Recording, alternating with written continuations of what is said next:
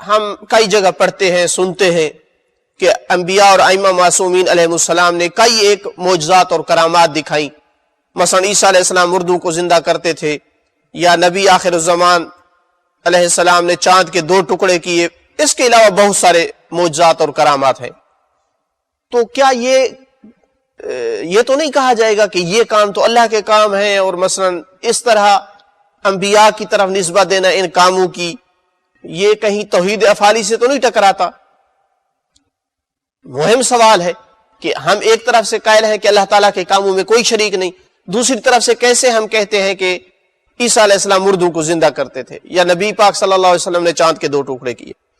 تو اس کا جواب یہ ہے کہ ان معصوم ہستیوں نے جتنے بھی عادی کاموں سے ہٹ کر کام کیے ہیں، خارق العادہ جنہیں کہا جاتا ہے، معجزہ اور کرامت کہا جاتا ہے، ان کے بارے میں یہ عقیدہ رکھا جائے کہ کبھی یہ کام اللہ تعالیٰ ہی کرتا ہے لیکن ان کے ہاتھوں پہ ظاہر کرتا ہے، لیکن کبھی ان کو اذن دیتا ہے کسی کام کے کرنے کا.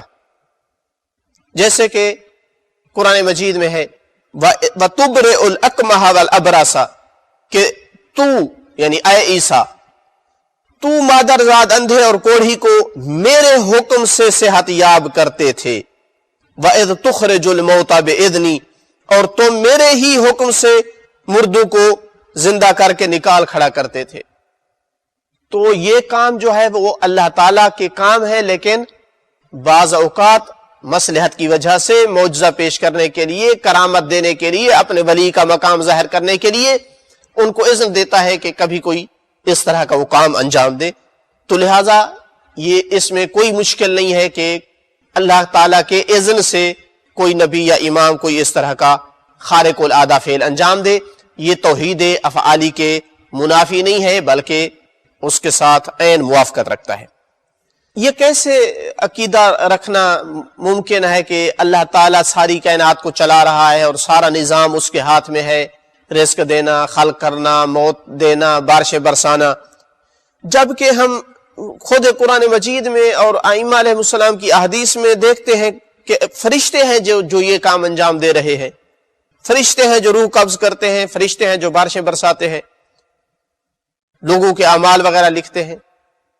ادھر سے ہم کہتے ہیں کہ توحید افعالی یعنی یہ کام سارے اللہ تعالیٰ کر رہا ہے. تو اس کا جواب یہ ہے کہ فرشتوں کا کام انجام دینا، کوئی کام کرنا، یہ بے عین ہی اللہ تعالیٰ کا کام کرنا ہے.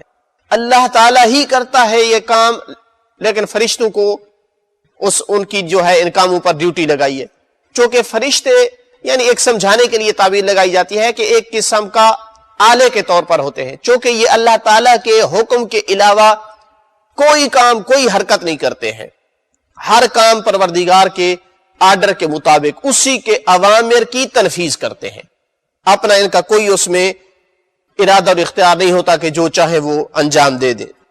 تو اللہ تعالیٰ نے ساری ذمہ داریاں ان کے اوپر ڈالی ہیں، اور یہ اللہ تعالیٰ کی دی ہوئی طاقت اور اس کے اذن سے جو ہے یہ کام انجام دیتے ہیں. لہٰذا حقیقی جو مرکز ہے ان افعال کا وہ اللہ تعالیٰ ہی ہے. ارشاد باری تعالیٰ ہوا لا یعصون اللہ ما امرہم ویفعلون ما یؤمرون، کہ ملائکہ اللہ کے حکم کی نافرمانی نہیں کرتے اور صرف وہی کرتے ہیں جس کا اللہ تعالیٰ کی طرف سے انہیں حکم دیا جاتا ہے.